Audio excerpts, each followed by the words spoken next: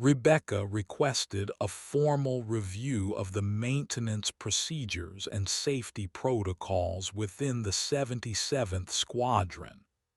Harrison not only denied her request, but recommended her for psychological evaluation, citing erratic behavior and paranoid tendencies in his official report. The base commander, Colonel Patricia Williams, was Harrison's former academy roommate and longtime friend. The psychological evaluation was a foregone conclusion. Rebecca was found to be emotionally unstable and unsuitable for continued flight duties. Within a week, Rebecca found herself transferred to a desk job in the base logistics office, her flying career effectively over. She was 28 years old, had dedicated her entire adult life to the Air Force, and now found herself shuffling paperwork and watching her dreams crumble. But Rebecca Martinez had not survived the crucible of pilot training by giving up when things got difficult. If the system wouldn't listen to her through proper channels, she would find another way. She began documenting everything: maintenance records, flight logs, personnel files, financial documents related to squadron operations. Working late nights and weekends, she built a comprehensive case showing systematic negligence and cover-ups within the 77th Squadron. She discovered that Harrison had been falsifying readiness reports to maintain funding levels, pushing aircraft beyond safe operational limits, and silencing anyone who raised concerns about safety. When she attempted to present her findings to the Inspector General's office, she was told that her allegations were unfounded and that pursuing them further could result in charges of insubordination. Harrison, it seemed, had friends in very high places. Rebecca realized she was fighting not just one corrupt officer, but an entire network of people invested in protecting their own careers and reputations. The final blow came when Rebecca received orders for an immediate transfer to a remote radar station in Alaska, essentially exile disguised as a routine assignment. She was given 72 hours to report to her new duty station. That night, alone in her small apartment near the base, Rebecca made a decision that would change everything. She wasn't going to Alaska. She wasn't going to disappear quietly into the bureaucratic wilderness. She was going to do something that would force the truth into the light, no matter what it cost her. Rebecca had access to one of the old F-16s in the maintenance hangar, aircraft that were scheduled for decommissioning, but were still technically airworthy. She also had something else: the call sign of the 77th Squadron's original World War II designation, Ghost Runner, which had been retired after the war but never officially removed from the Air Force database. If she was going to make her last stand, she was going to do it in a way that honored the memory of pilots like Torres and the original Ghost Runners, who had died serving their country with honor. The plan was simple in its audacity. Rebecca would take the F-16 and fly it directly to Washington, D.C., broadcasting on emergency frequencies the entire way. She would demand a congressional hearing, force the media to pay attention, and make it impossible for Harrison and his allies to silence her. It was career suicide, almost certainly court-martial, possibly treason in the eyes of some. But Rebecca had already lost everything that mattered to her professionally, and she refused to let Tor's death be in vain. She spent her remaining time on base preparing meticulously. She copied all her evidence files onto multiple drives, mailed copies to journalists and congressional offices, and prepared detailed statements outlining everything she had discovered. She also did something else. She researched the original Ghost Runner Squadron, learning about their missions, their sacrifices, and their unwavering commitment to doing what was right even when it cost them everything. The night before her scheduled departure to Alaska, Rebecca entered the maintenance hangar using her still-valid access codes. The old F-16 sat there like a sleeping giant, its metallic surface gleaming under the harsh fluorescent lights. She had flown similar aircraft hundreds of times, but this felt different. This wasn't just a training mission or a routine patrol. This was her last chance to make things right, to honor the memory of a good man who had died because someone more interested in career advancement than pilot safety had ignored basic safety protocols. Rebecca climbed into the cockpit and began her pre-flight checklist. Every switch, every gauge, every system had to be perfect. She couldn't afford any mechanical failures, not when she was about to undertake the most important mission of her life. As she worked, she thought about her father, about the values he had instilled in her, about the oath she had taken to protect and defend the Constitution against all enemies, foreign and domestic. Sometimes, she realized, the most dangerous enemies were the ones wearing the same uniform you were, the ones who had forgotten that duty and honor meant more than personal advancement. Tomorrow morning, when the sun rose over Edwards Air Force Base, Rebecca Martinez would either be a hero or a traitor, depending on whose version of the story you believed. But she would no longer be a victim of a corrupt system that valued silence over truth. The maintenance hangar was quiet except for the soft hum of ventilation systems and the occasional distant sound of aircraft taking off or landing. Rebecca finished her pre-flight inspection and settled into the pilot's seat, familiarizing herself with the controls and reviewing her planned route to Washington. She had studied the flight path obsessively, memorizing every waypoint, every potential interception point, every radio frequency she might need. The Ghost Runner call sign felt appropriate, she thought. Like the original squadron that had operated behind enemy lines in World War II, she was about to undertake a mission deep in hostile territory, with success measured not in enemy aircraft shot down, but in truth brought to light. The original Ghost Runners had been volunteers, men who knew they were probably flying to their deaths, but went anyway because someone had to stand up for what was right.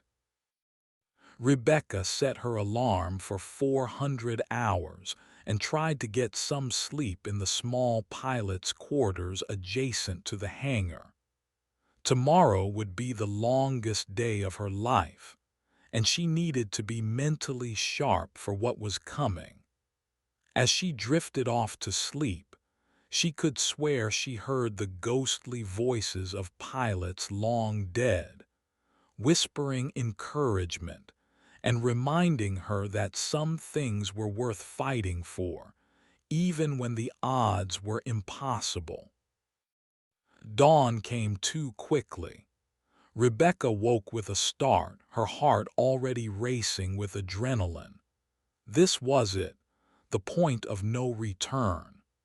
She dressed carefully in her flight suit, checking and rechecking every piece of equipment.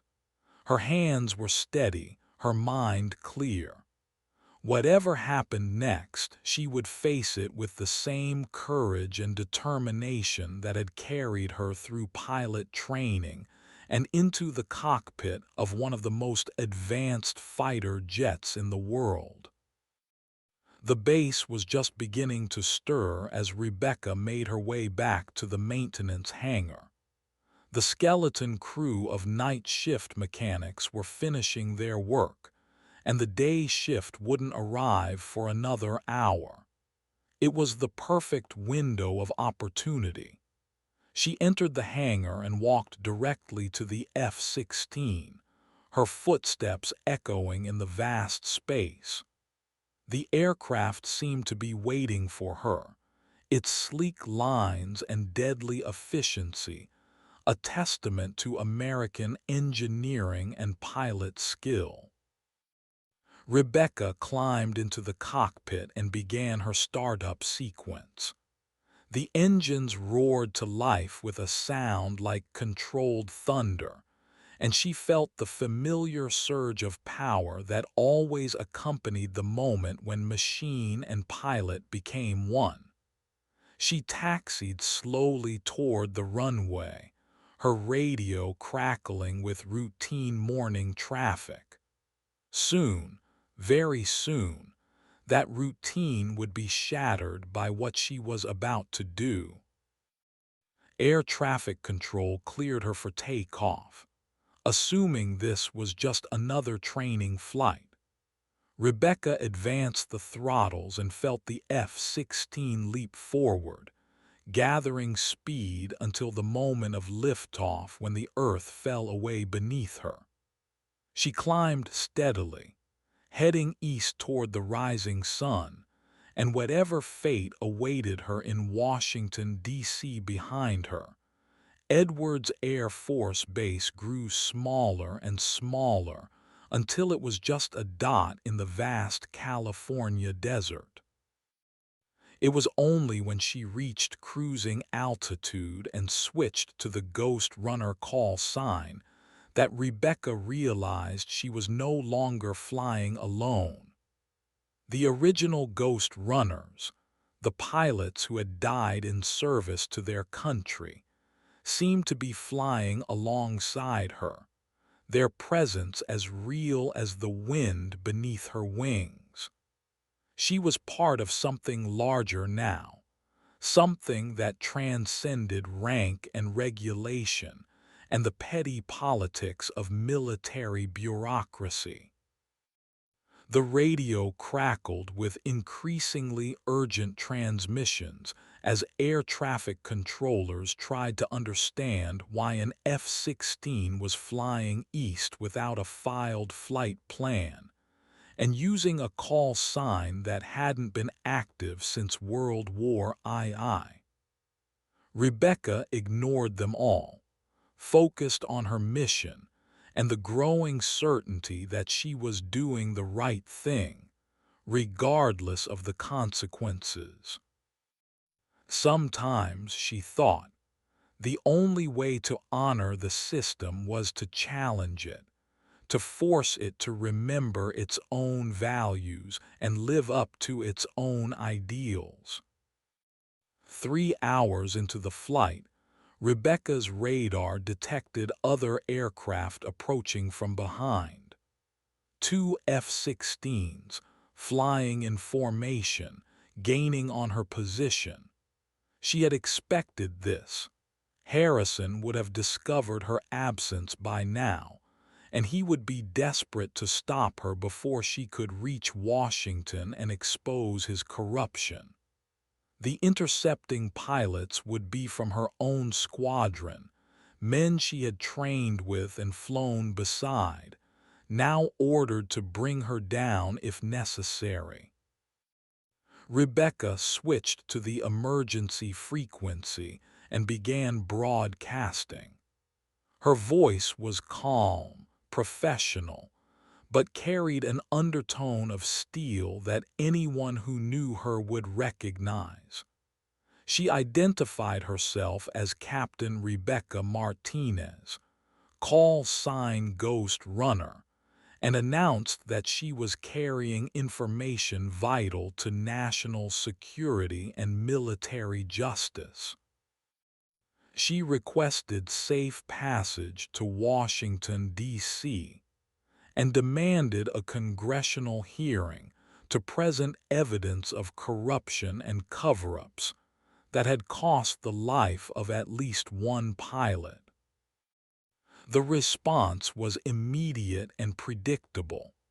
The pursuing F-16s ordered her to turn around and return to base immediately. Their voices were tense, uncertain. These pilots knew Rebecca, respected her as a pilot and an officer. They had to be wondering what could drive someone like her to such desperate measures. But orders were orders, and they had been trained to follow them without question. Rebecca continued her eastward flight, maintaining her altitude and speed. She wasn't going to make this easy for them. If they wanted to stop her, they would have to be very careful about how they did it. Shooting down an American pilot over American soil was not something the Air Force would want to explain to Congress or the media. They would try to force her to land first, using more subtle methods of persuasion. The first attempt came 20 minutes later. One of the pursuing F-16s pulled alongside Rebecca's aircraft, close enough that she could see the pilot's face through his helmet visor. It was Lieutenant Colonel James Peterson, Harrison's second-in-command, and one of the officers who had been instrumental in her transfer to the logistics office. Peterson made hand signals indicating that she should follow him to the nearest military airfield. Rebecca responded by switching to the international distress frequency and repeating her message, this time with more details about the corruption she had uncovered. She named names, cited specific incidents, and made it clear that she had documentation to support every allegation. The radio traffic exploded with chatter as military and civilian controllers tried to understand what was happening and coordinate their response. Peterson's F-16 moved closer, its wing tip almost touching Rebecca's aircraft. This was a dangerous game. One wrong move and both planes could be destroyed. But Rebecca held her course, her hands steady on the controls. She had committed herself to this path, and she wasn't going to deviate now. The truth was worth the risk, worth everything she was gambling with this desperate flight. The second F-16 took position on Rebecca's other side, boxing her in. Major William Grant, another pilot from the 77th Squadron, was flying it. Grant had been one of Tor's closest friends, and Rebecca wondered if he suspected the truth about what had happened that night over the Nevada desert. If he did, he gave no sign of it. His aircraft maintained its position with mechanical precision, following orders regardless of personal feelings. Rebecca's fuel gauge showed she was approaching the point where she would need to make a decision about landing. She had enough fuel to reach Washington, but not much more. If she was going to complete her mission, she needed to maintain her current course and speed. The pursuing F-16s were probably facing the same fuel constraints, which meant they would either have to break off pursuit or take more decisive action soon. The decisive action came in the form of a third aircraft, approaching from the east. Rebecca's radar identified it as another F-16, but this one was broadcasting on a different frequency, using protocols she didn't immediately recognize. As it drew closer, she realized it was painted differently from the standard Air Force gray. This aircraft bore the markings of the Thunderbirds, the Air Force's elite demonstration team.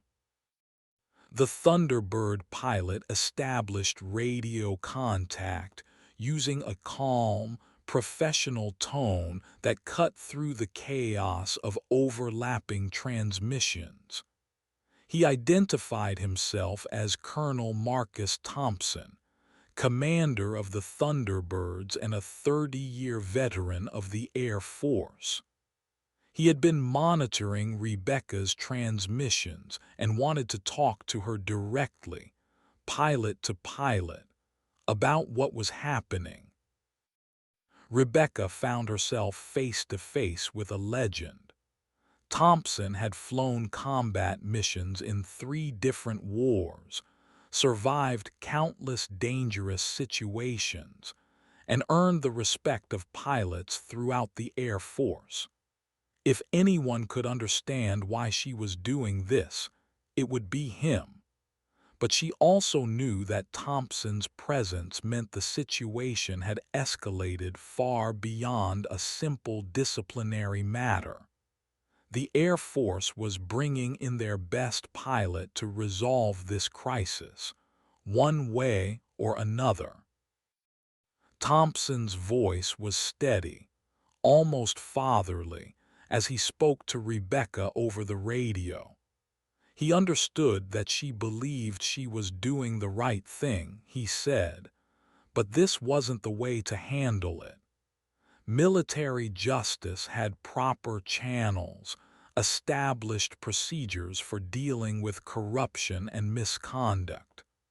Taking an unauthorized flight to Washington would only undermine her credibility and make it easier for her enemies to dismiss her allegations. Rebecca's response was immediate and passionate. She had tried the proper channels, she told Thompson. She had followed procedures, filed reports, requested investigations.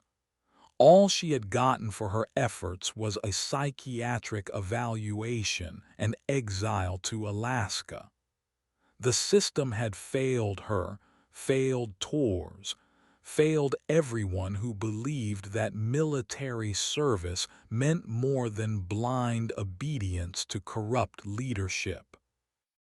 Thompson listened without interrupting, his own F-16 flying in formation with Rebecca's aircraft.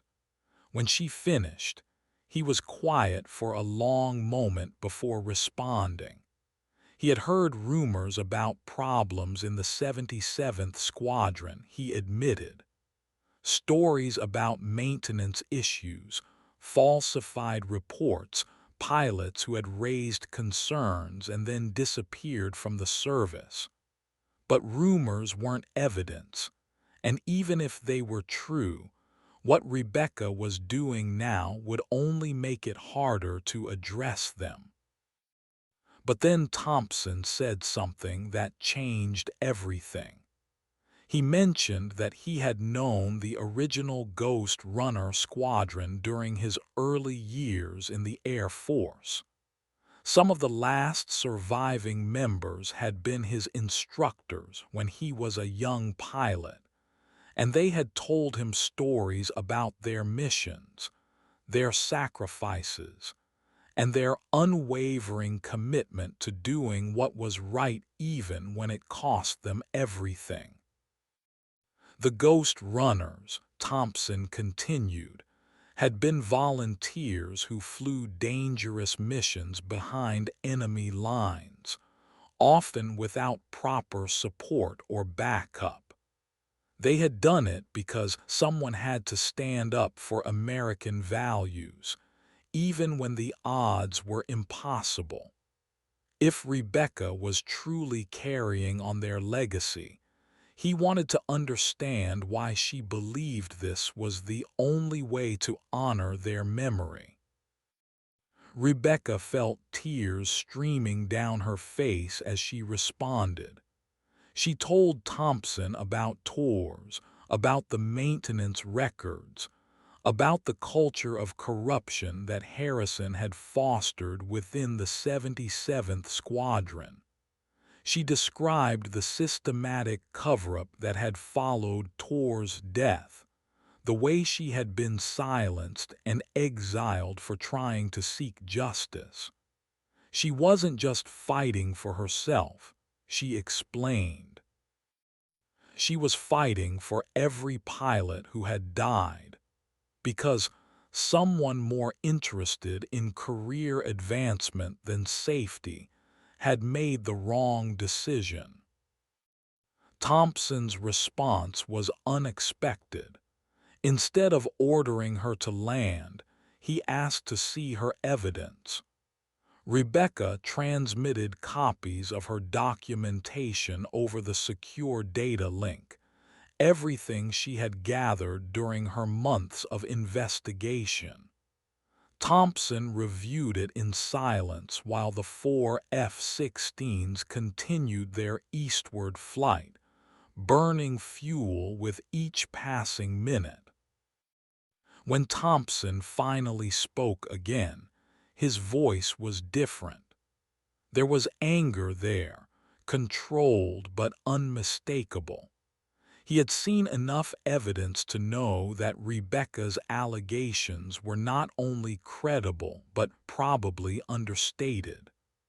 The corruption within the 77th Squadron was worse than he had imagined, and it extended far beyond Harrison to include officers at multiple levels of command.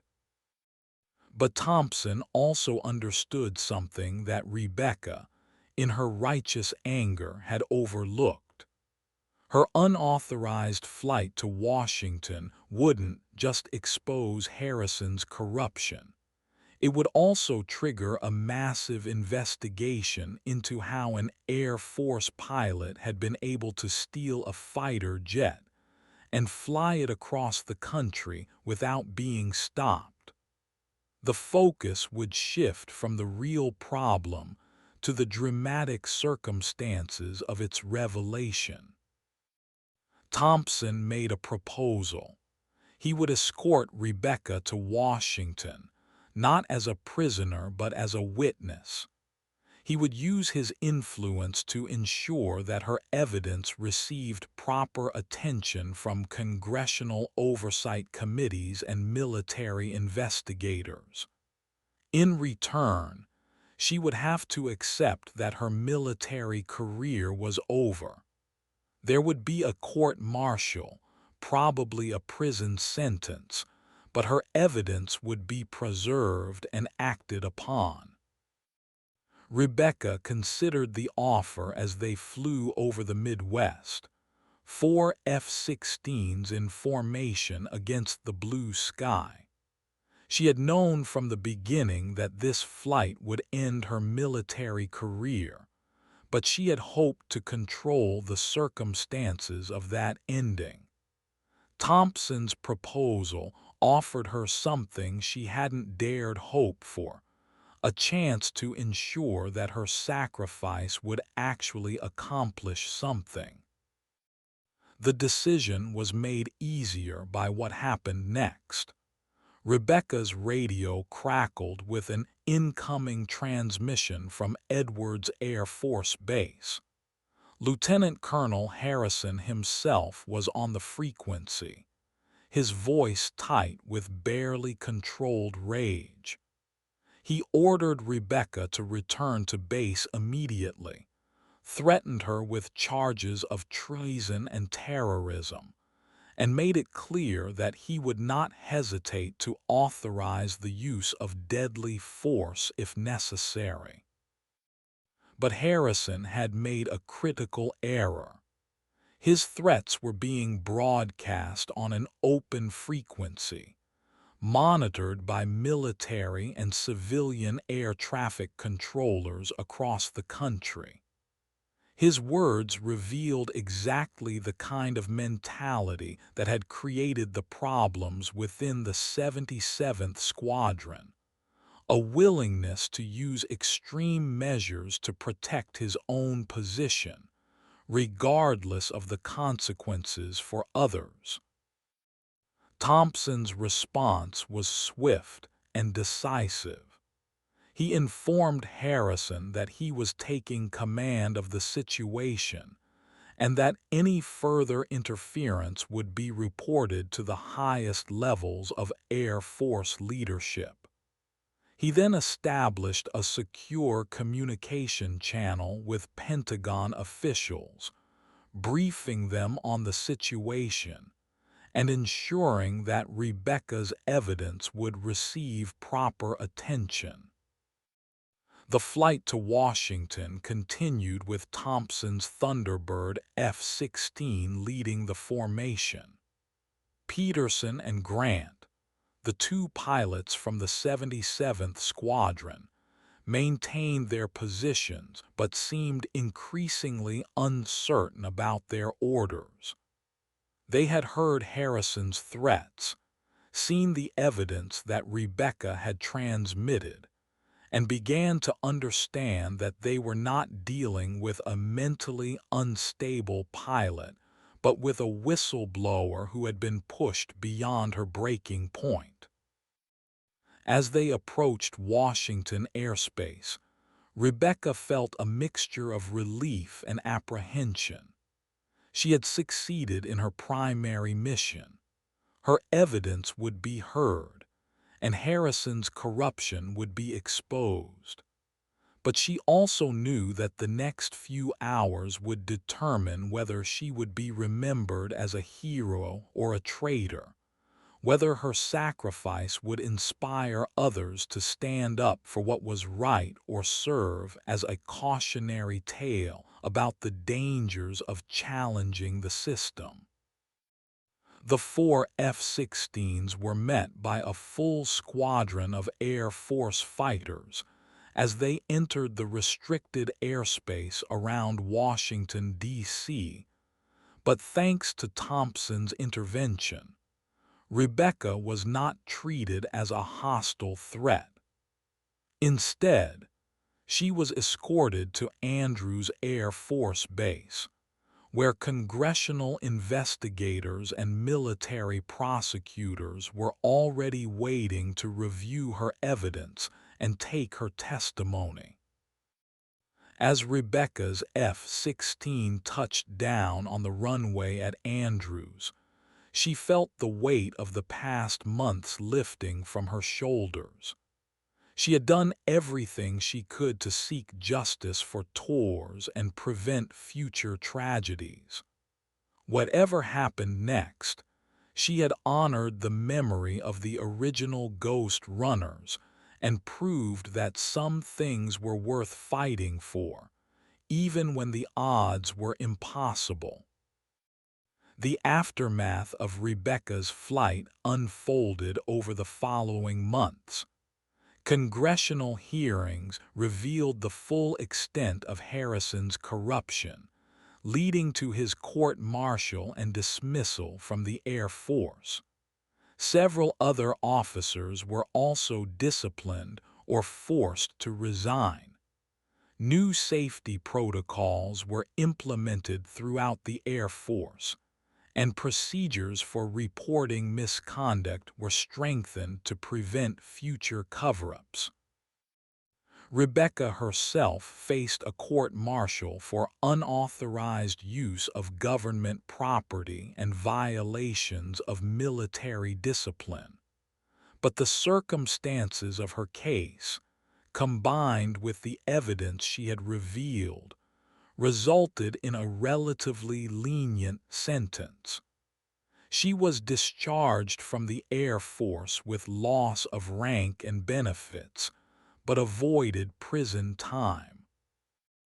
The judge, a veteran pilot himself, noted that Rebecca had exhausted proper channels before taking her desperate action, and that her revelations had ultimately served the national interest. The story of Ghost Runner became legend within the Air Force, a cautionary tale about the dangers of corruption and a reminder that sometimes the greatest acts of courage come from those who stand alone against overwhelming odds. Rebecca Martinez had lost her military career, but she had gained something more valuable: the knowledge that she had done the right thing, regardless of the cost.